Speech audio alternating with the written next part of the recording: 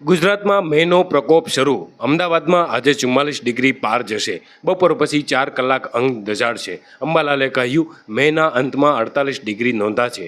7 થી 14 જૂન વચ્ચે ચોમાસું બેસશે। હવામાન વિભાગ દ્વારા કમોસમી વરસાદની અસર બાદ રાજ્યના તમામ જિલ્લામાં મહત્તમ તાપમાનમાં 2 થી 3 ડિગ્રી સેલ્સિયસના વધારાની શક્યતા વ્યક્ત કરાઈ હતી, જેને પગલે ગઈકાલથી જ મધ્ય ગુજરાતમાં જિલ્લાઓમાં મહત્તમ તાપમાનમાં વધારો થયો હતો, જ્યારે અમદાવાદ શહેરમાં આ વર્ષની સૌથી મહત્તમ તાપમાન 43.6 ડિગ્રી સેલ્સિયસ નોંધાયું હતું। બુધવારની સરખામણીએ ગુરુવારે મહત્તમ તાપમાનમાં 4 ડિગ્રી સેલ્સિયસનો એકાએક વધારો થતાં શહેરીજનો ત્રાહિમામ પોકારી ઉઠ્યા હતા। ત્યારે આજે શહેરીજનોને ગરમીમાં શેકાવવું પડશે, કારણ કે ગઈકાલ કરતાં પણ આજે મહત્તમ તાપમાન વધુ રહેવાની શક્યતા છે। આજે તાપમાનનો પારો 44 ડિગ્રીને કુદાવી શકે છે। બપોર પછી 3 વાગ્યાથી સાંજના 7 વાગ્યા સુધી આકાશમાં અંગારા વરસે તેવો અનુભવ થશે। હવામાન નિષ્ણાત અંબાલાલ પટેલે પણ ગરમી 45 ડિગ્રી સુધીની આગાહી કરી છે, તેમજ મેના અંતમાં 48 ડિગ્રી તાપમાન નોંધાવાની શક્યતા વ્યક્ત કરી છે।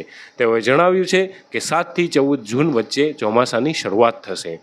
હવામાન વિભાગ દ્વારા સૌરાષ્ટ્રમાં અને દક્ષિણ ગુજરાતમાં કેટલાક જિલ્લાઓમાં હીટવેવની પણ આગાહી કરવામાં આવી છે, જેમાં દક્ષિણ ગુજરાતમાં સુરત, વલસાડ તેમજ સૌરાષ્ટ્રમાં પોરબંદર, ગીર સોમનાથ, દીવ, ભાવનગર અને કચ્છમાં આજે અને આવતીકાલે હીટવેવની શક્યતા છે।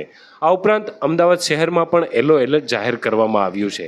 આજે અમદાવાદની ગરમી ભૂક્કા બોલાવી દેશે। શહેરમાં વહેલી સવારથી જ મહત્તમ તાપમાન 34 ડિગ્રી સેલ્સિયસ નોંધાયું હતું, જેના 8 કલાક બાદ જ મહત્તમ તાપમાનમાં 10 ડિગ્રી સેલ્સિયસનો વધારો થઈને 44 ડિગ્રી સેલ્સિયસ પાર પહોંચે તેવી શક્યતાઓ છે।